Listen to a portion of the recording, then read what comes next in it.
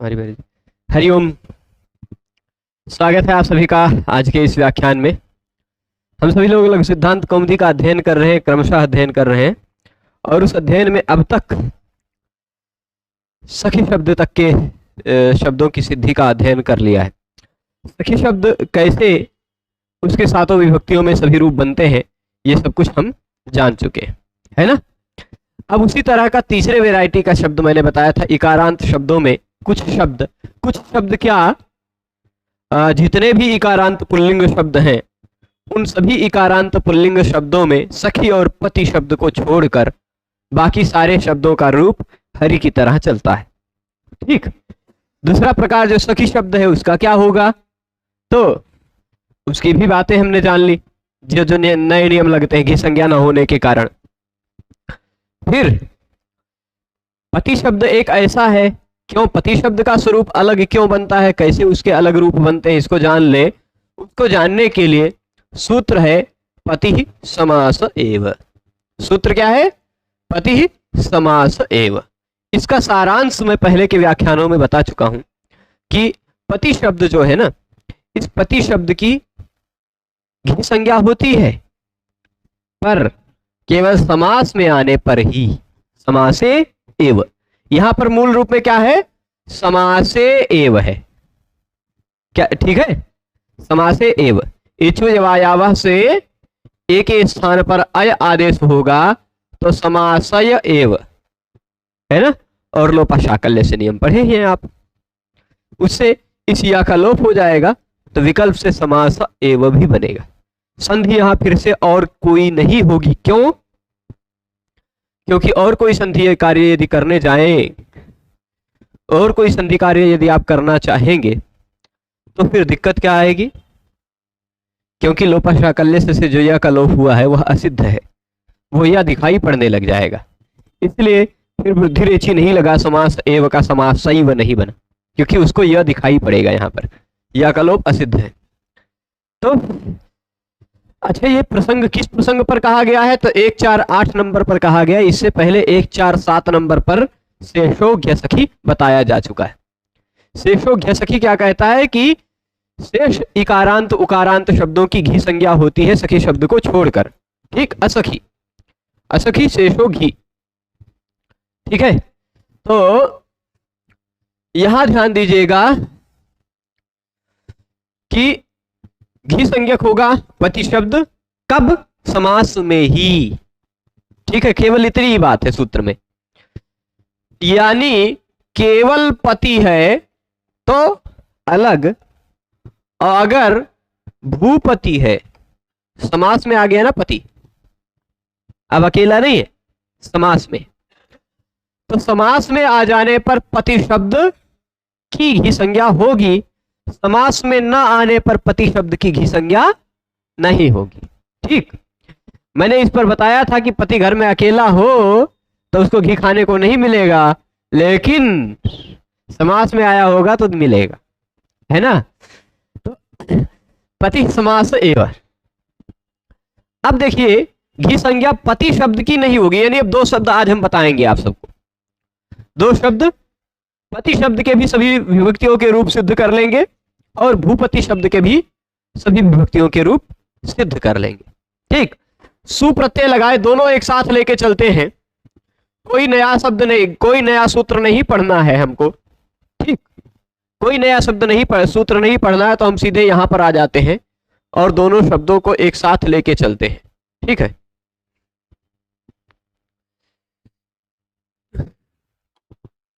इधर देखिएगा आप, हम यहां ऐसे एक रेखा बना दिए, इधर लेके चलते हैं पति को और इधर भूपति को। भूपति, महीपति, सीतापति और कोई जितना चाहे जिसका पति है ना, उमापति, चाहे जौन पति हो, है ना।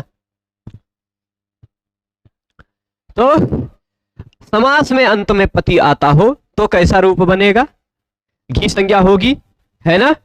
इसकी घी संज्ञा होगी, इसकी घी संज्ञा नहीं होगी। तो घी संज्ञा नहीं होगी तो घी संज्ञा होने के बाद लगने वाले नियम नहीं लगेंगे जब घी संज्ञा नहीं होगी तो। और जब घी संज्ञा हो जाएगी इसकी, तो घी संज्ञा पर लगने वाले जो नियम हो वो सब नियम लगेंगे। ठीक है, अब देखिएगा पति के बाद प्रत्यय लगा सु, यहां भी वही लगाते हैं सु एक साथ। सु में से बचता क्या है, स के स्थान पर हो क्या जाता है, स शब्द का अंतिम वर्ण हो गया स, पतिस बन गया या भूपतिस बन गया, सु का स जब बचा तब। तो क्या हो गया, ये स बचा, यहां भी जो बचा है स, ये शब्द का अंतिम वर्ण है। किसी भी शब्द का अंतिम वर्ण स आता हो तो स सजशो रु, इस सूत्र से उसके स्थान पर रु हो जाता है। तो हम भूपतिस को कर दिया भूपति रु, या नहीं पति इसको पतिस को पतिरु कर दिया और भूपतिस को भूपतिरु कर दिया। ठीक, इसमें रु में जो उ है उसकी उपदेश जनुनासिक की संज्ञा होगी तो सिलोपा से लोप हो जाएगा, तो बन जाएगा भूपतिर। और इधर भी रु में से जो उ है उसकी उपदेश जनुनासिक की संज्ञा तो सिलोपा से लोप हो जाएगा तो पतिर बन जाएगा। ठीक है, यहां पर खरवसाने और विसर्जनीय लग जाएगा। रेफ के तुरंत बाद कोई वर्ण न दिखाई पड़ता हो तो रेफ के स्थान पर विसर्ग हो जाया करता है। इस नियम के आधार पर रेफ के स्थान पर हमने कर दिया विसर्ग, तो बन गया पति, यहां बन गया भूपति। एक जैसा, एक जैसा ही है ना। अब इसके बाद प्रत्यय लगाएंगे हम दोनों जगह, औ लगाएं या फिर आउट लगाएं, दोनों एक साथ लगा लेते हैं। प्रथमा या संबोधन का औ लगाएं, द्वितीय का आउट लगाएं, तो बचता क्या है, औ या आउट में से बचता है केवल औ। ठीक, तो हम यहां खाली औ वाला ही दिखाते हैं, चलेगा। तो प्रथमा या संबोधन या द्वितीय के द्विवचन में क्या बनेगा वह देख रहे हैं। यहां पर होगा क्या, आपने नियम पढ़ा है प्रथमयोः पूर्व सवर्ण, पहले होना चाहिए अक। ये देखिए पति शब्द में अंत में अक है, उसके तुरंत बाद प्रथमा या द्वितीय का अच है, संबोधन में भी होगा तो प्रथमा ही माना जाएगा, और अच तो है। अक के बाद प्रथमा या द्वितीय का अच आता हो तो पूर्व और पर दोनों के स्थान पर पूर्व वर्ण का सवर्ण दीर्घ हो जाता है। तो पूर्व वर्ण जो ई है उसका सवर्ण दीर्घ बड़ी ई आ जाएगा, बन जाएगा पति, और इधर बन जाएगा भूपति। अभी तक समान समान चल रहे, समान समान चल रहे ना। अब इसके बाद जब हम सु औ लगाकर देख चुके, अब हम जस लगाकर देखते हैं। ठीक, औ वाला हो गया, निपट गया ना। तो पति के बाद अब हम प्रत्यय लगाते हैं जस, यहां भूपति के बाद भी प्रत्यय लगाते हैं जस, एक साथ देखते चलने। जस में से बचता क्या है, छोटू से ज की संज्ञा तो सिलोपा से लोप, बचता है अस, तो इस जस को हम कर देते हैं अस, और इधर भी जस को कर देते हैं अस। ठीक, भूपति अस। यहां पर जस प्रत्यय लगा हुआ है, तो आपने जसिच एक नियम पढ़ा है, जसिच। जस प्रत्यय लगा हुआ हो तो उससे पूर्व में आने वाले ह्रस्वांत अंग को गुण हो जाता है।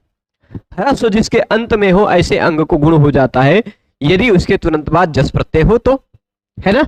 यहां जस प्रत्यय है, उससे पहले आने वाले ह्रस्व अंत वाले अंग को भूपति या पति को गुण हो जाएगा, तो ई को गुण होगा ए बन जाएगा। ठीक, ये ई हटेगा और उसके स्थान पर ए बन जाएगा तो पते हो जाएगी, पते की बात अब। ठीक, और इधर भूपते हो गया, पते और भूपते तक पहुंच गए। अब आप ऐसा मत सोचिएगा कि किसी पते तक पहुंचाने को हम बात कर रहे हैं, आपको किसी पते तक नहीं पहुंचा रहे, ये पति शब्द का पते बनाने को कह रहे हैं। ठीक है, तो पते अस, यहां पर एचो यवायावह नियम लगा लेंगे आप। एक स्थान पर जब अय करेंगे तो ये अय जुड़कर पतयस बन जाएगा, पतय अस, और इधर भी एक स्थान पर जब अय होगा तो अ इसमें जुड़ जाएगा और यह इधर आ जाएगा भूपतयस। ठीक होगा, यहां इस आ को इस या में जोड़ करके पूरा कर लेंगे, इधर भी यही इस या को आ को या में जोड़कर पूरा कर लेंगे, पतयस भूपतयस। ठीक, और स को सस से रू से रू करके खरवसाने रेप करके खरवसाने और विसर्जनीय से विसर्ग कर लेंगे। ठीक है, तो पतयः और भूपतयः बन जाएगा। यहां तक भी अभी बात सेम टू सेम चल रही है, अभी बहुत दूर तक चलेगी। जहां जहां अंतर आएगा, घी संज्ञा होने के कारण जो होना चाहिए अंतर, वही उतना अंतर दिखाई पड़ेगा, है ना। भूपति, इसके बाद बारी किसकी आई, अम की, और पति के बाद भी बारी किसकी आई, अम की। अच्छा, संबोधन में क्या होगा, केवल ह्रस्व से गुणा, एक संबोधन के एक वचन में ह्रस्व से गुणा लगाकर पति के ई को गुण कर लेंगे, भूपति के ई को गुण कर लेंगे, पते और भूपते बनेगा। ठीक, पते, हे पते अथवा हे भूपते, यही दो रूप बनेगा संबोधन एक वचन में। द्विवचन और बहुवचन में वैसे ही, पति भूपति, पतयः भूपतयः। ठीक है, एक जैसे ही।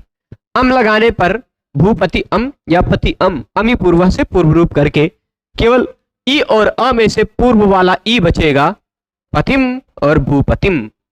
ठीक है, ई अमी पूर्वा कहता अक के बाद अम का अच आ रहा हो तो पूर्व और पर में से पूर्व वाला बचता है। ठीक है, तो बन जाएगा पतिम या भूपतिम। ठीक है, आउट लगाकर हम देख चुके हैं क्या बनता है, औ लगाने पर जो बनता है वही आउट पर भी बनता है, वही का वही, तो इसलिए आउट लगाने की जरूरत नहीं है।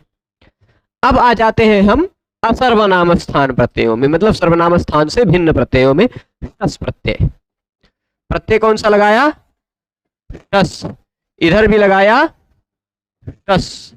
बचता क्या है शस में से, लशक तद्दिते श की संज्ञा, तस्य लोप से लोप, इधर भी वही होगा, बच जाएगा केवल अस। ठीक है, यहां भी प्रथम पूर्व सवर्ण तो लगेगा ही, उसको कौन रोकेगा, है ना। तो प्रथम पूर्व सवर्ण लग जाएगा, ई और अ के स्थान पर ई बड़ा होकर आ जाएगा, तो बन जाएगा पतीस, और इधर भूपतीस। ये ई और अ हट जाएगा, केवल बड़ी ई आ जाएगा। ठीक, और पूर्व सवर्ण दीर्घ हुआ हो, उसके बाद शस का स दिखाई पड़ता हो, पूर्व सवर्ण दीर्घ के बाद शस का स दिखाई पड़ता हो, तो तस्मात् छसो नपुंसी, उस पूर्व सवर्ण दीर्घ के बाद आने वाले शस के स को न कर देता। तो पतीन, और ये स के स्थान पे आ जाएगा न, इधर भी स के स्थान पे आ जाएगा न। ठीक है, यहां तक अंतर कोई नहीं मिला। अब आई घी वाली बात। ठीक, क्योंकि घी संज्ञा होने की बात तृतीया विभक्ति एक वचन से ही शुरू हुई थी। घी संज्ञा होने के फलस्वरूप प्रत्यय को अलग काम हो गया था, पति टा भूपति टा। टा में से बचेगा क्या, चुटू से टा की संज्ञा होकर बचता है आ, इधर भी चुटू की टा की संज्ञा होकर बचता है आ। अब यहीं पर दोनों अलग अलग नियम लगेगा। आंगोना स्त्रियाम नियम आपने पढ़ा होगा, वह नियम कहता है घी संज्ञक शब्द के बाद, घी संज्ञक शब्द के बाद आने वाले आ के स्थान पर, यानी टा प्रत्यय के आ के स्थान पर ना हो जाता है। टा प्रत्यय का जो आ है उसके स्थान पर क्या हो जाता है, ना।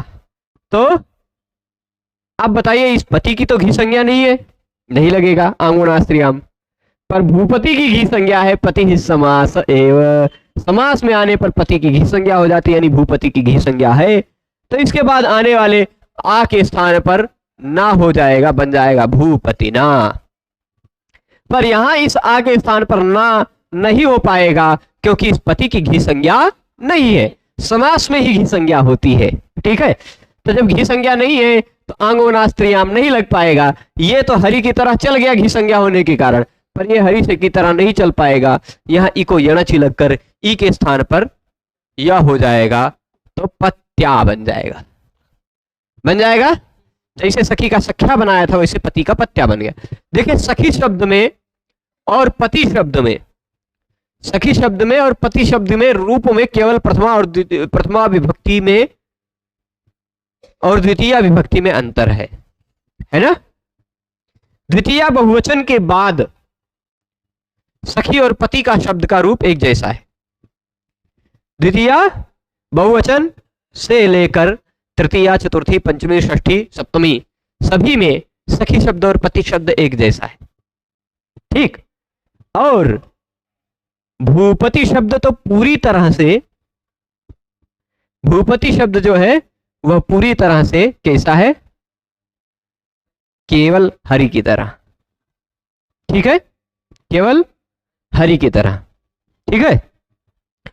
तो अब चलिए, पति के बाद प्रत्यय कौन सा लगाते हैं? भ्याम लगाएंगे तो कुछ नहीं करना है, प्रतिभ्याम, भूपतिभ्याम, है ना। भिस लगाएंगे तो पति भी, भूपति भी। ठीक है, पति भी, भूपति भी, कुछ नहीं है। स को सस से रू करिएगा, खरव साने और विसर्जनिया से विसर्ग कर लीजिएगा। अच्छा, इन सभी शब्दों को हल्के मत लीजिए कि एक एक शब्द बता रहे हैं। हम आपको एक एक शब्द नहीं बता रहे हैं भाई। अब संस्कृत के अरबों खरबों शब्दों में से ऐसा कोई भी शब्द जो पुल्लिंग हो उसके अंत में ई दिखाई पड़ता हो, ऐसे सभी शब्दों के रूप बनाने की प्रक्रिया आप जान चुके हैं पति शब्द को जानने के बाद, है ना। ऐसे सभी शब्दों के रूप की सिद्धि जान जाएंगे आप जो अंत में ई आता हो। ऐसे सभी शब्दों के रूप को बनाने की प्रक्रिया आप जान चुके हैं जिसके अंत में अ आता हो। राम की तरह बनाइएगा या सर्व की तरह बनाइएगा, या अगर किसी का हो सकता है नाम निर्जर हो तो निर्जर की तरह बना लीजिए, है ना। तो ये बात समझ रहे हैं। तो अब पति और भूपति इसको साथ में लेके चल रहे हैं। अगला प्रत्यय हम लगाएंगे गे। कौन सा प्रत्यय लगाएंगे? पति के बाद प्रत्यय लगाया हमने गे। भूपति के बाद प्रत्यय कौन सा लगाया? गे। एक साथ लेके चल रहे हैं। गे में ngौ की किस सूत्र से इत संज्ञा होगी? लशक को तद्धिते। ठीक है, गा की लशक को तद्धिते से इत संज्ञा हो जाएगी। बचेगा क्या? ए बचेगा ना। यहां भी क्या बचेगा? अब अंतर क्या है? दोनों शब्दों के रूप की सिद्धि में अंतर यह आएगा कि इसकी, मैं यहां लिख देता हूं, इसकी घी संज्ञा है ना। घी संज्ञा है कि नहीं? भूपति शब्द की, पति शब्द की घी संज्ञा नहीं है, क्योंकि पति है समास एव। पति शब्द समास में आएगा तो ही घी संज्ञा होगी, समास में नहीं आएगा तो घी संज्ञा नहीं होगी। ठीक है। तो पति के बाद ए प्रत्यय लगा है, घी संज्ञा नहीं होगी तो घेर नीति नियम नहीं लगेगा। घी संज्ञा होगी तो घेर नीति नियम लगेगा, है ना। घी संज्ञक शब्द के बाद आने वाले गित प्रत्यय यदि आ रहा हो, घी संज्ञक शब्द के बाद यदि गित प्रत्यय आ रहा हो तो घी संज्ञक को गुण हो जाया करता है, ऐसा घेर नीति कहेगा। अब बताइए, घी संज्ञक नहीं है तो इसको कैसे गुण कर पाएंगे? यानी यहां पर तो गुण वाला नियम नहीं लगेगा, यहां पर तो सीधे क्या करना है आपको? इको यण आप पढ़ चुके हैं, उस ई के स्थान पर या कर देंगे। करिया नहीं भाई, ई का हो रहा है। इको यण से ई के स्थान पर या कर देंगे, पत्ये बन जाएगा। या पर ए की मात्रा चढ़ा लेंगे, हो जाएगा ना। पत्ये बना, और चलिए बन गया है दिमाग में, अभी आगे फिर और बनाएंगे। पर इधर पत्ते की तरह भूपत्य नहीं बनेगा। यहां घी संज्ञा है, घी संज्ञा है तो घेर नीति से पहले गुण होगा, ई के स्थान पर गुण होकर बन जाएगा ए, भूपते ए। एचो यवायावा से इसके स्थान पर हो जाएगा ए हटा, उसके स्थान पे आ गया ए अय, है ना। भूपत अय ए। इस अय के आ को इस ता में जोड़ दिया तो ता पूरा हो गया, और फिर उसके बाद यह इधर रह गया, भूपत ये बन जाएगा, है ना। जैसे हरि का हरये वैसे भूपति का भूपत ये ए की मात्रा इस पर चढ़ा ही देते हैं, दिखा देते हैं। ए का है प्रभु, गड़बड़ कर रहे हो। हाँ, ये यहाँ पे ए की मात्रा चढ़ गई, बन गया भूपत ये। ठीक बना। अब इन्हीं दोनों शब्दों को आगे पति शब्द है, फिर इधर कौन सा शब्द है? भूपति। भूपति की तरह महीपति इत्यादि अन्य सभी शब्दों को ले लीजिएगा जिसमें पति शब्द अंत में दिखाई पड़ता हो, पर दो शब्दों को मिलकर बना हुआ हो, समास होकर बना हो। ठीक, तो अयोध्यापति, कौशलपति, है ना, सीतापति, लंकापति रावण। हाँ, ये ऐसे ऐसे उदाहरण दे तो कोई भी शब्द हो जिसमें अंत में पति दिखाई पड़ता वो समास हो गया है। समास हो गया है ना, समास हो गया है। तो समास होने के बाद भूपति और पति में पति अकेला है तो उसकी कोई इज्जत नहीं मिलेगी, घी संज्ञा नहीं होगी। अकेला नहीं है तो फिर घी संज्ञा होगी, तो घेर नीति नियम लगेगा। अब भ्याम और भ्यस में और कुछ नहीं करना है, बहुत बार कर चुके हैं। पति के बाद भ्याम लगाएंगे तो पतिभ्याम, भूपति के बाद भ्याम लगाएंगे तो भूपतिभ्याम हो जाएगा ना। भ्यस लगाएंगे तो पतिभ्यस, सकुरुत्व विसर्ग करके पतिभ्यः, और भूपति के बाद भी लगाएंगे तो भूपतिभ्यः बन जाएगा। अब प्रत्यय लगाना है दो, ngसी और ngस। दोनों एक साथ लगाते हैं, ngसी लगाएं चाहे ngस लगाएं, क्योंकि दोनों में ग की लशक को तद्धिते से संज्ञा होकर तस्य लोपा से लोप होकर बचता है असी और अस। पर इसमें असी में भी ई की संज्ञा हो जाती है। दोनों जगह बचता क्या है? अस। यहां मैं सीधे खाली अस लिख ले रहा हूं, आप समझ जाइए कि ngसी और ngस प्रत्यय दोनों की बात कर रहे हैं। ठीक, ngसी और ngस में से बचता क्या है? अस। अब देखिए, भूपति शब्द की घी संज्ञा है, भूपति शब्द की घी संज्ञा है, इसलिए घेर नीति से भूपति शब्द को गुण होगा। पर पति शब्द की घी संज्ञा नहीं है, इसलिए घेर नीति से पति शब्द को घी संज्ञा नहीं होगा। ठीक, घेर नीति से गुण नहीं होगा। ठीक है, तो यहां तो गुण कर देते हैं, पति में हम गुण कर दे रहे हैं। बना क्या दे रहे हैं? भूपते अस, गुण कर दिया। पर इस पति को गुण नहीं कर पाएंगे, क्यों? क्योंकि ये घी नहीं है ना। घी देंगे तभी गुण मिलेगा, है ना। दो अर्थ ले लीजिए। तो ये घी था इसलिए इसको गुण मिल गया, गुण हो गया।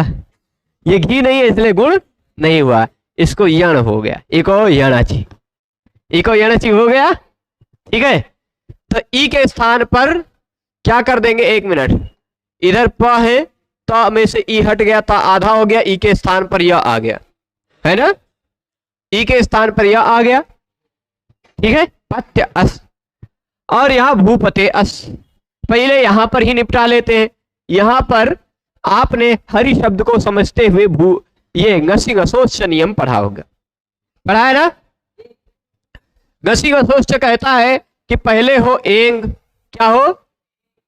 उसके तुरंत बाद हो ngसी या ngस का अस। ठीक, ngसी ngस का आ, ngसी या ngस का अ हो। ठीक, एंग के बाद ngसी या ngस का अ हो तो एंग और अ में से पूर्व रूप बचता है, यानी भूपते और अस में से भूपते का ए केवल बचेगा। ठीक है, भूपते का ए केवल बचेगा, बचा लिया, ngसी ngसोच्च नियम लगा दिया, पहले पढ़ चुके हैं वो नियम। ठीक है, तो भूपतेश होकर स को रू करके विसर्ग कर लेंगे, आप स के जगह पे बार बार कर चुके हैं इसलिए कोई दिक्कत नहीं। भूपते यहां बन गया, पंचमी षष्ठी एक वचन में भूपते भूपते बन गया। पर पति शब्द में क्या होगा? पति में जब यह हो गया तो यह पत्यस रूप बनेगा क्या? पत्या नहीं। यहां पर आप एक नियम पढ़ चुके हैं पहले, ख्यत्यात् परस्य, पढ़ा है ना, कल ही बताया था कि खी हो या खी हो, ती हो या ती हो, उसको यण आदेश हो गया हो, बन गया हो ख्य या त्या। क्या बन गया हो? ख्य या त्या। ख्या वाला सखी शब्द का उदाहरण हम देख चुके हैं, त्या वाला ये पति शब्द देख रहे हैं। तो इसका मतलब क्या है, ध्यान दीजिएगा। इस सूत्र का ख्यत्यात् परस्य का अर्थ क्या है वो मैं यहां लिख रहा हूं। ठीक, ख्या प्लस या फिर त्या ये खी और ती का या खी और ती का हो, क्या और त्या। उसके बाद क्या होना चाहिए, ngasi या ngस का आ। ठीक, तो इसके बाद क्या होना चाहिए, सेम टू सेम। तो हो क्या जाता है, क्या यत्या के बाद आने वाले ngसी और ngस के आ के स्थान पर ऊ हो जाता है। ठीक, सख्यु बनाया था हमने, तो वैसे ही इस आ के स्थान पर हम क्या कर देंगे, ऊ कर देंगे, तो हो गया उस, पत्य उस। जोड़ दीजिए ये आ, ये ऊ इसमें जुड़ जाएगा तो ये ऊ की मात्रा चढ़ जाएगी पत्युस। स को रुत्व विसर्ग कर लीजिएगा, बन जाएगा पत्यु। ठीक, तो पत्यु और भूपते, इसमें अंतर आप समझ गए होंगे। ठीक है, घी संज्ञा न होने के कारण पत्यु है ना, और घी संज्ञा हो गया तो भूपते। ठीक है, अंतर पता चला। अब पंचमी में भ्याम और भ्यस में तो पतिभ्याम पतिभ्या बन जाएगा, भूपतिभ्याम भूपतिभ्या बन जाएगा, बन जाएगा ना, सभी के मन में बनेगा कि नहीं। तो पतिभ्याम पतिभ्या भूपतिभ्याम भूपतिभ्या।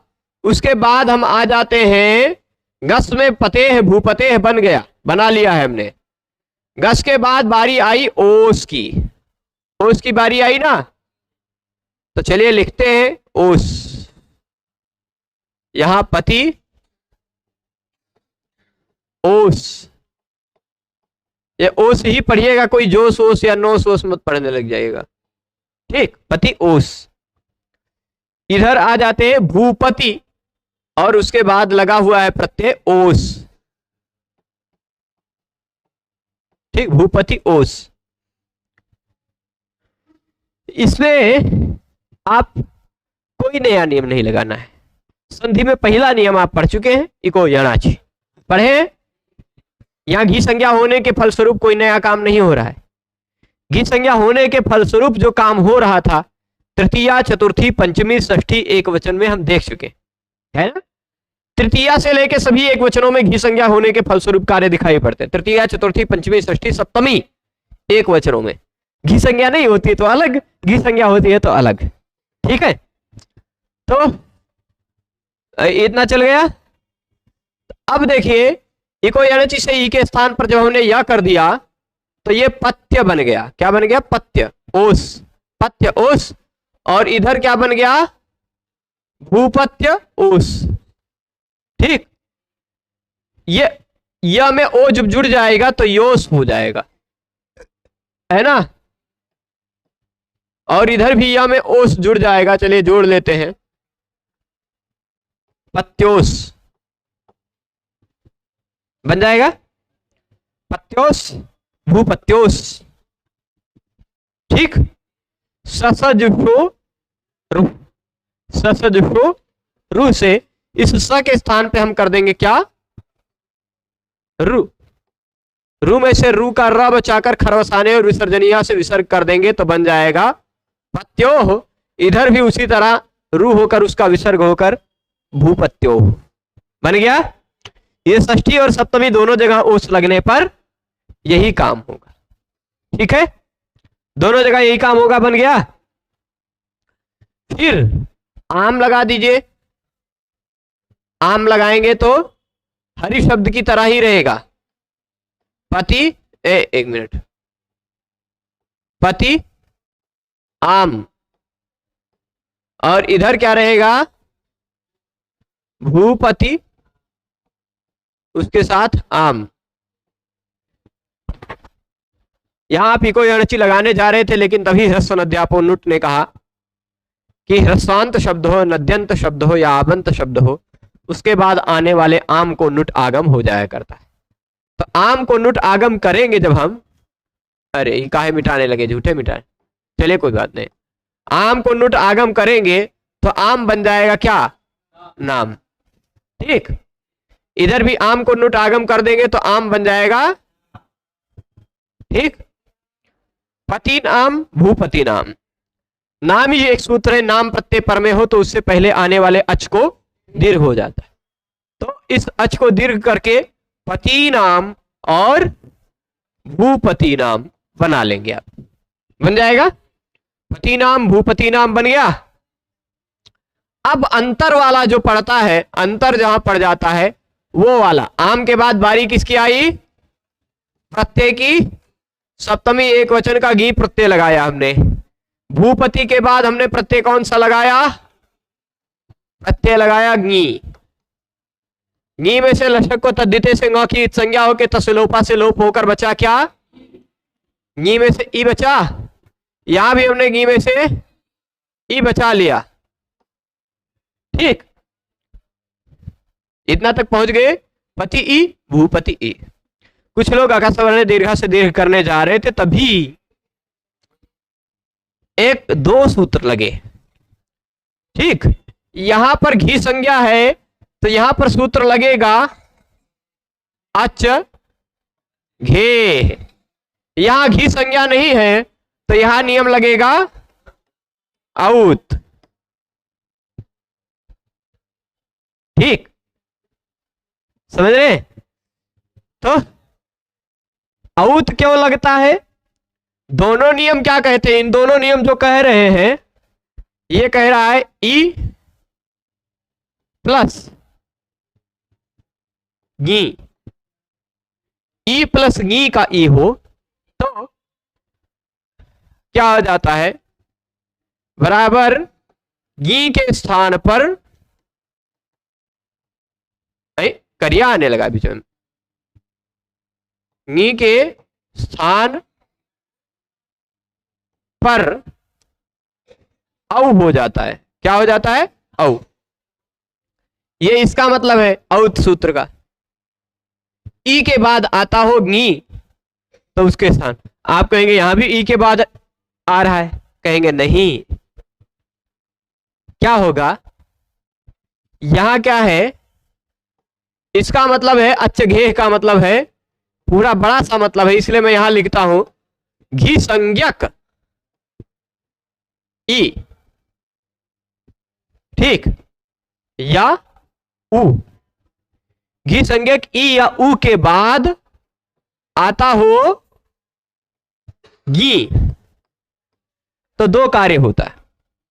तो दो कार्य क्या होता है, इस ई उ के स्थान पर हो जाता है आ और इस गी के स्थान पर हो जाता है औ। ये दोनों काम करता है। ठीक, घी संज्ञा होगी तो अच्छा घेह लगेगा, है ना। तो ई और उ के स्थान पर आ जाएगा या गी के स्थान पर आ जाएगा, दोनों काम होगा ना। तो इस ई के स्थान पर जब हम आ कर देंगे अच्छा घेह लगाकर तो बन गया भूपत, और इस गी के स्थान पर औ कर देंगे, आगे क्या होगा वो बाद में देखेंगे। ठीक, इधर क्या करना है, इधर ई के स्थान पे आ नहीं करना है, इधर केवल गी के स्थान पर औ करना है। ठीक, तो बन गया पति औ भूपत औ। घी संज्ञा होने के कारण अ भी हुआ, अत छ। औत सूत्र जो काम कर रहा था वही काम ये भी करता है, लेकिन इसमें अत छ घे, घी संज्ञा के अंतिम वर्ण को अ भी हो जाता है, ये एक्स्ट्रा जुड़ा है। ठीक है, तो वही काम हो गया। अब यहां पर तो आपको कुछ नहीं करना, इको यणची लगा लीजिए, लग जाएगा, लग गया ना। इको यणची से ई के स्थान पर यह कर देंगे तो त और यह आधा आ गया, पत्यऊ बन जाएगा। बराबर जोड़ के इसे क्या बना लेंगे, ये पव्यऊ मत पढ़ लीजिएगा नहीं तो कुछ लोग, पत्यऊ। और यहां पर वृद्धि रेची से वृद्धि कर लीजिएगा, ये औ बन जाएगा, भूपतऊ। ठीक, ओस लगाकर पत्यो हो भूपत्यो हो, ऐसा ही बन जाएगा।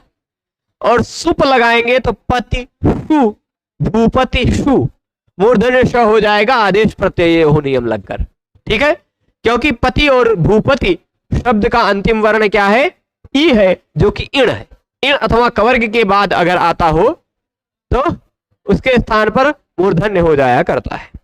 ठीक है, स्पष्ट है। तो इतना तक हम पति और भूपति शब्द का रूप जान गए हैं।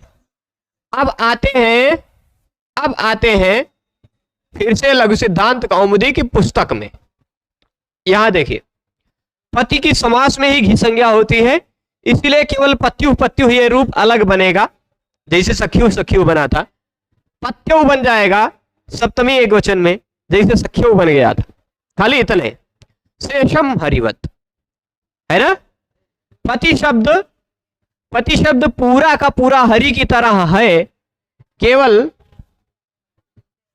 कहा अंतर पड़ा, घी संज्ञा न होने के कारण तृतीया चतुर्थी पंचमी षष्ठी सप्तमी एक वचन में अलग रूप बना, बाकी सब जगह एक जैसा।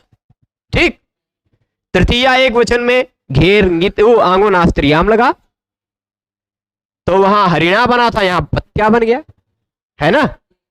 और चतुर्थी एक वचन में हरये बना था, यहां पत्ये हो गया, इको यणचि केवल लगा, घेर गीति नहीं लग पाया, है ना। वहां पते नहीं, हरे बना था, यहां पत्यु बना, वहां हरे बना था, यहां भी पत्यु बना षष्ठी में, वहां हरऊ बना था, यहां पत्यऊ बना। इतना अंतर केवल पड़ा, बाकी पूरा हरि शब्द की तरह ही रूप पति शब्द का रहेगा। ठीक है। अब समास में घी संज्ञा होगी तो क्या होगा, वो लिख के आ रहा है कि समासे तो भूपतये, समास में तो भूपतये, भूपते भूपते भूपतिना, तृतीया में भूपतिना, फिर चतुर्थी में भूपतये, पंचमी में भूपते, षष्ठी में भूपते, सप्तमी में भूपताऊ भूपताऊ। ठीक, बना चुके हैं पूरा। तो ये पूरा सूत्र हो गया पति समास है, वो समझ गए होंगे, घी संज्ञा कर चुका था। अब इकारांत शब्दों में कुछ शब्द सर्वनाम भी हैं, है ना। वह है कति शब्द, कति शब्द। ठीक, और इस कति शब्द भी, शब्द कौन सा है, एक गिर का रहे हो, शब्द यहां हम लिखते हैं कति। कति का मतलब क्या होता है, कति का मतलब कितना, कितने। ठीक, अच्छा कितने वचन में है, एक वचन की, द्विवचन की, बहुवचन। जब भी आप कितने कहेंगे तो ऐसा नहीं कहेंगे कितने बच्चा है, कितने बच्चे हैं बोलेंगे, बहुवचन में ही प्रयोग करेंगे, है ना, समझ रहे। तो यह कति शब्द हमेशा बहुवचन में ही लगता है, इसका प्रयोग केवल बहुवचन में होता है। ठीक है, इसके साथ आप कोई भी शब्द इसका विशेषण बना के प्रयोग करेंगे या प्रश्न करेंगे तो बहुवचन ही होगा। कति बालका सन्ति, कति पुस्तकानि सन्ति, कति गृहाणि सन्ति। ठीक, तीनों लिंगों में ऐसा ही रहेगा, एक जैसा ही रूप बनेगा, तीनों लिंगों में इसका रूप एक जैसा ही बनेगा। ठीक है, तो चलिए देख लेते हैं कति शब्द जो नित्य बहुवचनांत होता है। नित्य बहुवचनांत होता है यानी सु औ प्रत्यय नहीं लग पाएगा इसमें, क्योंकि वो एक वचन और द्विवचन वाला है। जस लगेगा, है ना, जस लगेगा, जस लगेगा, शस लगेगा, भिस लगेगा, भ्यस लगेगा, भ्यस लगेगा, आम लगेगा और सुप लगेगा। इतने प्रत्यय लगेगा, कति शब्द भी खत्म हो जाएगा, पूरा का पूरा बन जाएगा। कति शब्द को भी बनाते हैं और उसके लिए कई जो नियम है वो समझते हैं। ठीक है, कति शब्दों नित्यम बहुवचनांत है, इतना समझ गए होंगे। कति शब्द नित्य बहुवचन में ही प्रयोग होता है, उसका केवल बहुवचन में ही प्रयोग होता है। ठीक, अच्छा कति शब्द बना कैसे, जरा इसको भी बना देते। ठीक, किम शब्द है, मूलतः किम है, उसके बाद प्रत्यय लगा है डति। कौन सा प्रत्यय लगा है, इसको ध्यान रखिएगा, अभी ये आएगा, यहां दिख रहा है ना सूत्र में, बहुगण वतु डति दिख रहा है, वही किम शब्द से डति प्रत्यय लगा है तो कति बन गया है।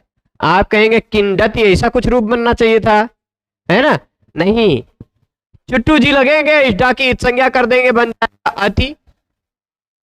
ठीक, अति बनाना,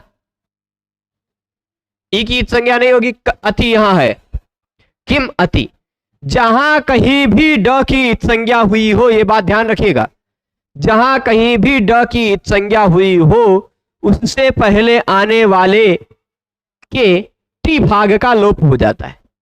अब किम में टी क्या है? किम में इम टी है ना? अंतिम स्वर वर्ण से शुरू करके जो कुछ भी आता है वो पूरा टी है कि नहीं? तो किम में टी है इम, उस पूरे इम का लोप हो जाता है, बचता है केवल क और अति जोड़ दीजिए, बन गया कति। यही किम शब्द से डति प्रत्यय लगकर बना हुआ है कति। ठीक है, किम में से पूरा इम गायब हो जाता है और डति में से ड गायब होता है, किम अति कति। ठीक है, तो इतना समझ गए। वही कति शब्द है, वह नित्य बहुवचन में ही प्रयोग होता है इसका, पर उसका प्रयोग करने के लिए ये दो सूत्र आपको समझने पड़ेंगे। इन दोनों सूत्रों के नंबर को देखिएगा, ये सूत्र कोई अनुवृत्ति नहीं आ रहा है, पर इन दोनों के बीच में एक सूत्र और है, वह सूत्र मैं लिख देता हूं यहां, श्रांता षट। ठीक, श्रांता षट।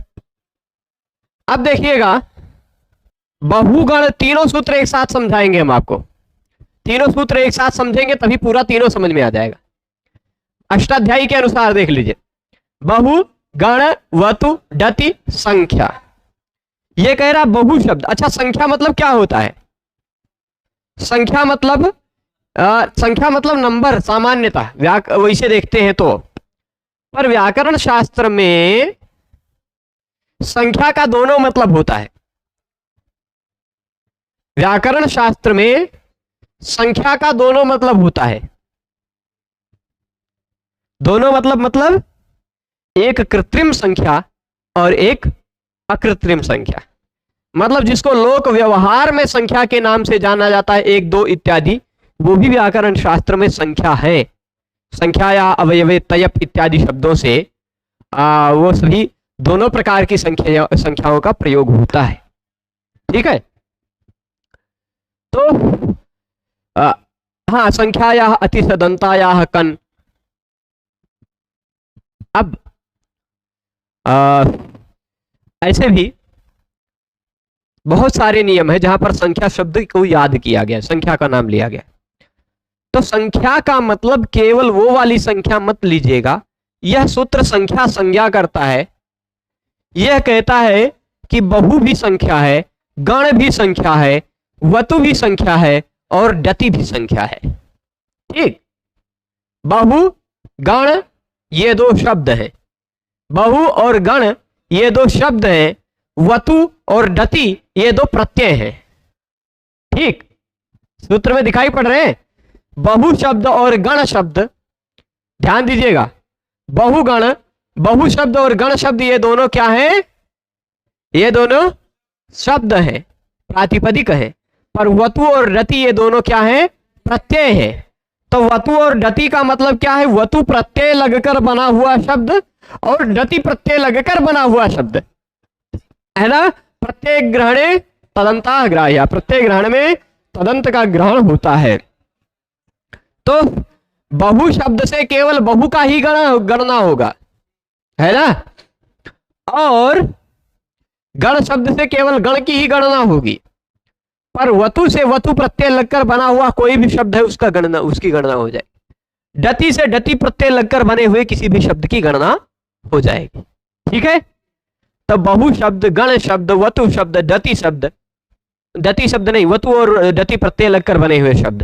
ठीक, बहु शब्द, गण शब्द, वतु प्रत्ययांत शब्द और डति प्रत्ययांत शब्द संख्या कहलाते हैं। आप कहेंगे बहु मतलब एक द्वि तो होता नहीं है, फिर भी उसको संख्या कहते हैं, है ना। बहु भी एक संख्या है। कहीं भी अगर पाणिनि जी ने कहा संख्या या अतिशदंता या कन, तो वह जो कन प्रत्यय कर रहे हैं वह बहु शब्द से भी आप लगा सकते हैं, गण शब्द से भी लगा सकते हैं। ठीक, और तस्य पूर्णे डट, इस सूत्र से जब पाणिनि जी संख्या शब्द से पूर्ण अर्थ में डट प्रत्यय लगाने लगेंगे तो संख्यावाची शब्द से या संख्या से पूर्ण अर्थ में डट लगाएंगे तो वह डट प्रत्यय बहु शब्द से भी लगेगा, गण शब्द से भी लगेगा, वतु प्रत्ययांत से भी लगेगा और डति प्रत्ययांत से भी लगेगा। ठीक, वतो ऋथुक डट प्रत्यय होगा, वतु प्रत्ययांत शब्दों को डट प्रत्यय तो होगा पर इथुक आगम भी हो जाएगा, तो यावत इथा इत्यादि रूप वहां बनेंगे तद्धित में। और बहु पूग गण संघस्य तिथुक, बहु शब्द से ड तो वो होगा ना, बहु शब्द से ड प्रत्यय होगा संख्यावाची होने के कारण, संख्या होने के कारण इससे होगा। और फिर आपने जैसे षष्ठा इत्यादि पढ़ा है वैसे बहुतिथा रूप बनता है इसका, बहु शब्द से तिथुक आगम हो जाता है। ठीक, और इससे गण तिथा भी रूप बनता है गण शब्द से। ठीक है, और वतु का यावतिथा, डति का कतिथा है, ऐसा ही केवल रूप बनता है ना, केवल आगम होगा। तो इतना बात समझ गए। अब बहु शब्द, गण शब्द, वतु प्रत्ययांत शब्द और डति प्रत्ययांत शब्द को व्याकरण शास्त्र में संख्या कहा जाता है। अब उसी के तुरंत बाद यानी संख्या शब्द से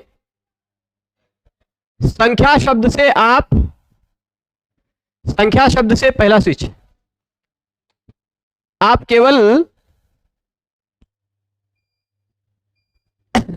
संख्या शब्द से आप केवल किसको लिए थे? 1 2 3 4 इत्यादि, एकम द्वे त्रीणी इत्यादि संख्याओं को लिए थे, है ना, वही तो लिए थे। और संख्या के बिना कुछ और एक्स्ट्रा जोड़ दिया गया कि बहु शब्द, गण शब्द, वतु शब्द, प्रत्ययांत शब्द और डति प्रत्ययांत शब्द भी संख्या है, केवल इतना मतलब। बाकी जिनको संख्या के नाम से आप जानते हैं वो संख्या है। क्यों? जैसे व्याकरण शास्त्र में एक नदी संज्ञा भी है। कौन सी संज्ञा है? नदी संज्ञा। तो नदी का मतलब व्याकरण शास्त्र में अगर कहा जाए कि नदी से यह प्रत्यय लगेगा तो नदी का मतलब कौन सा नदी लिया जाए? कौन सा नदी लिया जाए? तो नदी का मतलब अगर व्याकरण शास्त्र का कोई नियम कुछ करने को कह रहा तो नदी का मतलब वो नदी भी लेना है कि नहीं? नदी का मतलब केवल व्याकरण शास्त्र में जिसको नदी कहा गया है उसी को लेना है। गंगा को, यमुना को नहीं लेना क्योंकि व्याकरण शास्त्र में उसको नदी नहीं कहा जाता। ठीक, कृत्रिमा कृत्रिमयोः कृत्रिमे कार्य संप्रत्ययः, ऐसी एक परिभाषा है परिभाषेन्दु शेखर में। कितने नंबर पर होगी ये तो अभी पूरा देखना पड़ेगा, पर कृत्रिमा कृत्रिमयोः कृत्रिमे कार्य संप्रत्ययः 15 से 20 के बीच में मिलेगी लगभग। तो कृत्रिम और अकृत्रिम दोनों प्रकार की संज्ञाओं का वर्णन किया जा रहा हो व्याकरण में, तो कृत्रिम में ही काम करना है। जैसे देख लीजिए, मैं आपको बता दूं, 1 मिनट, गंगा क्या है? गंगा एक नदी है, सर्वमान्य नदी है ना? गंगा को पाणिनि जी ने नदी बनाया है क्या? नहीं ना। तो गंगा नदी है, यमुना नदी है, या अकृत्रिम नदी है? कैसी नदी है? अकृत्रिम नदी है, कृत्रिम नहीं है, इसको बनाया नहीं है। पर यही मान लीजिए अगर एक शब्द ऐसे ले लेते हैं, क्या कहते हैं, जैसे ले लेते हैं गौरी। ठीक, गौरी नाम की कोई नदी हो सकता है, हो भी हो सकता है, ना भी हो, पर व्याकरण शास्त्र में इसको नदी पाणिनि जी ने बनाया है ना। अगर नदी संज्ञक शब्द को पाणिनि जी कहेंगे कि नदी से कुछ करो, तो आपको यह नियम लगाना पड़ेगा कृत्रिम में, अकृत्रिम में नहीं। पाणिनि जी कहेंगे कि नदी के बाद ये प्रत्यय लगाओ, तो आपको गौरी के बाद वह प्रत्यय लगाना पड़ेगा, गंगा के बाद नहीं, क्योंकि कृत्रिम और अकृत्रिम में कृत्रिम में ही कार्य समझना चाहिए। ठीक, ये बात समझ गए। परंतु यहां उससे थोड़ी अलग बात है, यहां उससे थोड़ी सी अलग बात है। अलग बात क्यों है वह षणांता षट बताएगा। अलग बात क्यों है? अच्छा, आप इसमें देखिए, संख्या में बहु शब्द, गण शब्द, वतु प्रत्यांत शब्द और डटी प्रत्यांत शब्द, इन्हीं चार प्रकार के तो शब्दों को संख्या कहा गया ना। अब आप बताइए इन संख्याओं में भला कोई संख्या ऐसी हो सकती है जिसके अंत में श आता हो या ण आता हो? ना। यहां षणांता षट जो लिखा हुआ है ना, इस षणांता में एक श छिपा हुआ है और एक ण छिपा हुआ है। ये ण नहीं है, ये ण नहीं है, इसमें श और न छिपा हुआ है। ठीक, स्टुनाष्टु से इस न की जगह पे ण हो गया है। तो श जिसके अंत में आते हो या न जिसके अंत में आता हो, श जिसके अंत में आता हो या न जिसके अंत में आता हो, ऐसी संख्या को षट कहा जाता है। वो षट नहीं है, फिर भी उसको षट कहा जाएगा। षट का मतलब 6 समझते होंगे लोग। षट का मतलब 6 समझते हैं कि नहीं? षट का मतलब केवल 6 नहीं होता है। व्याकरण शास्त्र में षट का मतलब ऐसी संख्या जिसके अंत में श दिखाई पड़ता हो या जिसके अंत में न दिखाई पड़ता हो। ठीक, व्याकरण शास्त्र में ऐसी संख्या को षट कहा जाता है जिस संख्या के अंत में स दिखाई पड़ता हो या जिस संख्या के अंत में न दिखाई पड़ता हो। तो अब बताइए बहु शब्द में कहीं स या न दिखाई पड़ रहा है? गण में कहीं दिखाई पड़ रहा है? वतु या डति में कहीं संभावना है अंत में आने की श या न के? नहीं। तो इसका मतलब व्याकरण शास्त्र में केवल इन्हीं चारों को संख्या नहीं लेना है। संख्या का मतलब वो भी संख्याएं हैं जो संख्याएं लोक में प्रसिद्ध हैं, है ना? जो लोक में प्रसिद्ध है वो भी संख्याएं हैं। संख्या का मतलब, हाँ, नदी में थोड़ा बात अलग है। नदी वाले में कृत्रिमे कार्य संप्रत्यय लगा लेंगे, पर यहां नहीं, क्योंकि यहां तुरंत पाणिनि जी ने श्रांता षट कह दी। शकारांत और नकारांत जो संख्याएं हैं, जैसे एक संख्या है ये कौन सी? शस, जो षट रूप बनता है मूलतः संख्या शस है। ठीक, आप ऐसी संख्याएं देखेंगे कौन सी? पंचन, सप्तन, अष्टन, ठीक, दशन इत्यादि, नवन भी है। ठीक है, इत्यादि इत्यादि संख्याएं हैं जिसमें अंत में न दिखाई पड़ती। तो शकारांत और नकारांत तो बहुगण वतु डति में नहीं मिलेगा, पर जो लोक में प्रसिद्ध संख्याएं हैं उनमें मिल जाएगा। तो लोक में प्रसिद्ध संख्याओं में जो श अंत में आने वाली संख्याएं हैं या न अंत में आने वाली संख्याएं हैं उसको षट कहा जाता है। ठीक है, ऐसा षणांता षट ने कहा। यह आपके यहां पर नहीं आया है, पर मैं आपको बता दिया प्रसंगवश, इसलिए क्योंकि यह बताना जरूरी है। यह बताने के लिए आपको यह 25 से पहले 24 नंबर सूत्र बताना पड़ा। ठीक है, तो आप अब देखिए षड्भ्यो लुक एक सूत्र है। षड्भ्यो लुक, ध्यान दीजिएगा, मैं लिख रहा हूं। सूत्र क्या है? षड्भ्यो लुक। यह सूत्र क्या कहता है? षट के बाद, किसके बाद? अभी आएगा, आगे आएगा वो सूत्र। षट के बाद, अच्छा लघु सिद्धांत कौमुदी में आप देख लीजिए, इसके बाद है डतिचे के तुरंत बाद वही सूत्र मिलेगा, षड्भ्यो लुक है ना? वो षड्भ्यो लुक क्या कहता है?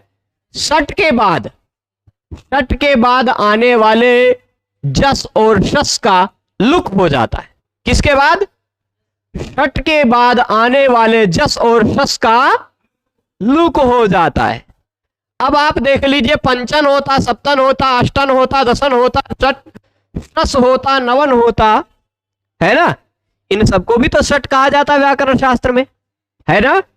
तो इनके बाद अगर प्रथमा, ये सभी शब्द बहुवचन में ही लगते हैं। पंचन मतलब बहुत ही होता है। इन सब के बाद जस या शस प्रत्यय लगाएंगे, भिस लगाएंगे, भस लगाएंगे, तो ये सभी शब्द एक साथ बना लीजिए षट संज्ञा के फलस्वरूप। प्रथमा और द्वितीय में तो सभी अभी तुरंत बन जा रहे हैं। क्या करना है? केवल षड्भ्यो लुक से जस और शस को लुक कर देना, गायब कर देना। ठीक, तो पंचन शब्द का इसीलिए न लोपा प्रातिपदिकांत से ना का भी लोप होगा, रूप बनेगा पंच। प्रथमा में भी पंच, द्वितीय में भी पंच। सप्तन का इसीलिए रूप सप्त, जस और सस प्रत्यय लुप्त हो जाते हैं षट संज्ञा होने के कारण।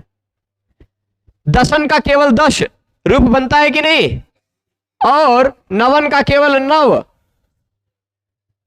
है ना। अष्टन में थोड़ा नया नियम लग जाता है, वहां अष्टन अविभक्तो लग जाता है और अष्टाभ्य औष लग जाता है, वहां विशेष नियम। पर बाकी षट संज्ञा होने के कारण षड्भ्यो लुक लग गया, उसके बाद जस और शस प्रत्यय गायब हो गए। ठीक है, समझ गए। अच्छा, यहां इस शस शब्द की भी षट संज्ञा है क्योंकि शकारांत है, तो इसके बाद भी जस और शस गायब होगा, होगा ना, इसके बाद भी जस और शस गायब होगा, होगा ना। तो यह पद का अंतिम वर्ण श पड़ गया, झलाम जसोंते से इसके स्थान पर जस कर दीजिएगा। पद का अंतिम वर्ण है ना, आपको जाना है। झलाम जसोंते पद का अंतिम वर्ण ये देख लीजिए, झल है, इसके स्थान पर जस कर देगा, मतलब जब ग में कुछ आ जाएगा, इसका सबसे सवर्ण मूर्धा उच्चारण स्थान वाला ड ही मिलेगा, इसलिए रूप बनता है षड। आप झलाम जसोंते के बाद वावस आने से विकल्प से चर तो करके षट भी बना लेते हैं, वावस आने से विकल्प से ड को ट भी कर लेते हैं, विकल्प से होता हुआ, तो षट भी सही है, षड भी सही है। ठीक है, तो ये तो हो गई विषयांतर की बातें। ठीक है, पर अब ये समझ गए होंगे आप कि इतने दोनों नियम को समझ गए होंगे कि बहु, ध्यान दीजिएगा, बहु शब्द, गण शब्द, वतु प्रत्ययांत शब्द, डति प्रत्ययांत शब्द को संख्या कहा जाता है, तथा संख्या में भी लौकिक जो प्रसिद्ध संख्याएं हैं 1 2 3 4 इत्यादि, उसमें जिसके अंत में श आता हो या न आता हो उसको षट कहा जाता है। और डति च, दोबारा डति च आया, मतलब डति जो है ना, डति को भी षट कहा जाता है। यानी अब डति प्रत्यय लगकर बने हुए शब्दों को दो दो संज्ञा मिल गई। देख लीजिए, डति शब्द प्रत्यय लगकर बना हुआ यह शब्द है कति, ठीक है ना। बहुगण वतु डति संख्या ने कहा कि कति को हम संख्या कहेंगे, कति की संख्या शब्द हो, संज्ञा हो जाएगी। बहु शब्द की, गण शब्द की, वतु प्रत्यय लगकर बने हुए शब्द की, डति प्रत्यय लगकर बने हुए शब्द की संख्या संज्ञा होती है। तो यानी इसकी संख्या संज्ञा हो गई, इसने क्या कहा, यह संख्या है ना, संख्या है कि नहीं कति। लेकिन डति च ने कहा डति च में षट की अनुवृत्ति आती है ना, तो ये कहा कि डति प्रत्यय लगकर बना हुआ शब्द षट संज्ञक भी है, तो इसकी दोनों संज्ञा हो गई। ये दोनों सूत्र अब समझे होंगे आप, बहुगण वतु डति संख्या और षणांता षट, नहीं डति च, ठीक, समझ गए। तो वही लिखा है डत्यंता, डति के डति प्रत्यय लगकर बने हुए, क्योंकि अभी यहां बहुगण वतु को नहीं बता रहे हैं अभी, क्योंकि अभी कति शब्द का प्रसंग आया, वो डति प्रत्यय लगकर बना हुआ शब्द है, इसलिए केवल डति प्रत्ययांत शब्द जो है उसकी संख्या संज्ञा होती है और षट संज्ञा भी होती है। समझ गए, डति प्रत्यय लगकर बने हुए जो संख्या है उस संख्या की षट संज्ञा भी होती है। तो चलिए, कति की संख्या संज्ञा भी है और षट संज्ञा भी है, तो इसके बाद होगा क्या, इसके बाद होगा क्या, षड्भ्यो लुक। यही अब जल्दी से कति शब्द पूरा बना देते हैं, फिर खत्म कर देते हैं। है कति शब्द, उसके बाद प्रत्यय लगा है जस या फिर शस, दोनों एक साथ लगा लेते हैं क्योंकि काम एक जैसे ही होगा, ठीक। अच्छा, इस कति शब्द की संख्या शब्द है, संज्ञा है कि नहीं, बहुगण वतु डति संख्या ने कहा कि इसको संख्या कहा जाएगा, और षणांता षट ने कहा, नहीं डति च ने कहा कि डति प्रत्यय लगकर बना हुआ शब्द है इसलिए इसको षट भी कहा जाएगा। तभी आया षड्भ्यो लुक। षड्भ्यो लुक में आप देखिए, षड्भ्यो लुक में आप देखेंगे ऊपर कहीं से जस ससो सी से जस ससो की अनुवृत्ति आ रही है, जस आ रही अनुवृत्ति 20 नंबर पर जस ससो सी है, उससे जस ससो की अनुवृत्ति। अब आपको दिखाई पड़ रहा होगा यहाँ जस ससो पर मूलतः क्या है, उसमें जस और शस। आप कहेंगे जस में तो प्रत्यय दंते वाला है, यहां जस में तालव्य कैसे हो गया, तो चुनाचु से हो गया होगा, ऐसा समझ लीजिए। यहाँ जससो में जो ये श दिखाई पड़ रहा है वो तो चुनाचू से मूर्धन्य वो दंत तालव्य बन गया है, पर है मूल रूप में वह जस प्रत्यय का स दंत्य वाला। ठीक है, तो ये जस और सस प्रत्यय, जस और सस प्रत्यय यदि षट के बाद आते हो, किसके बाद? षड्भ्यों में लगा हुआ है ना षट, है कि नहीं? षट क्या है, ध्यान दीजिएगा। षड्भ्यों में पंचमी विभक्ति लगी है कि नहीं? तो पंचमी लगी हुई हो तो उसका मतलब बाद में आना वाला अर्थ लेना है। तो षट के बाद अगर जस और शस आता हो तो उसका लुक हो जाता, यानी वो नहीं दिखाई पड़ता। ठीक, वह लुप्त हो जाता है। तो चलिए कति के बाद चाहे जस प्रत्यय लगाइए चाहे शस प्रत्यय लगाइए, इसका हो जाना है लुक, बनेगा रूप क्या? कति। प्रथमा में भी कति, द्वितीया में भी कति, बस जस लगा चाहे शस लगा, कुछ नहीं करना है। षड्भ्यो लुक, जैसे पंचन का पंच बना लिया, षट का षट बना लिया, षट का षट। फिर अब इसके बाद अच्छा ये षड्भ्यो लुक में लुक क्या है, किसे कहा जाएगा लुक, जरा ही बता दीजिए। तो कहते हैं कि प्रत्ययस्य लुक श्लुलुपा, प्रत्ययस्य लुक श्लुलुपा। जरा इससे पहले 60 नंबर सूत्र आप पढ़ चुके हैं, फिर भी निकाल कर देख लीजिए। अदर्शनम लोपा है ना, उससे अदर्शनम की बात आएगी। ठीक है, यह कहता है कि प्रत्यय का न दिखाई देना, ध्यान दीजिएगा, प्रत्यय का न दिखाई देना लुक भी कहा जाता है, श्लू भी कहा जाता है और लुप भी कहा जाता है। ठीक, प्रत्यय का न दिखाई देना लुक भी कहा जाता है, श्लू भी कहा जाता है और लुप भी कहा जाता है। ठीक, जब लुक होता है तो कुछ काम अलग होता है, श्लू होता है तो कुछ काम अलग होता है, लुप होता है तो कुछ काम अलग होता है। लुप युक्तवद व्यक्ति वचन इत्यादि नियम लगता है, और जब श्लू होता है तो श्लू नियम लग जाता है। लुकी जब लुक होता है तो कुछ और नियम लगता है, गोरत अद्यत लुकी इत्यादि, है ना। तो लुक और श्लू और लुप ये तीनों वही चीज है जो लोप है। ठीक, तो आप कहेंगे कि ये तीनों अगर वही चीज है तो सीधे सीधे लोप ही कह देते। तो तीनों है तो एक ही काम चीज, मतलब होता क्या है कि वह प्रत्यय दिखाई देना बंद हो जाता है। ठीक, दिखाई देना बंद हो जाता है, लुक हो जाए चाहे श्लू हो जाए चाहे लुप हो जाए। परंतु तीनों में थोड़ा सा अंतर है, इन तीनों में भी लोप में भी। वो क्या अंतर है वो अगले व्याख्यान का विषय होगा, पर अभी कति शब्द के बाकी रूपों को समझ ही लेते। ठीक, जस और शस में लुक हो गया। आप कहेंगे प्रत्यय भले नहीं है पर उसको आश्रित मानकर कुछ काम कर डालते हैं। जस था तो जसीचा से हम गुण कर देते, कते बना देते, कते, है ना। शस था तो प्रथम पुरुष वर्ण से पुरुष वर्ण करके कति बना डालते, शस का भले लुक हो जाता, है ना।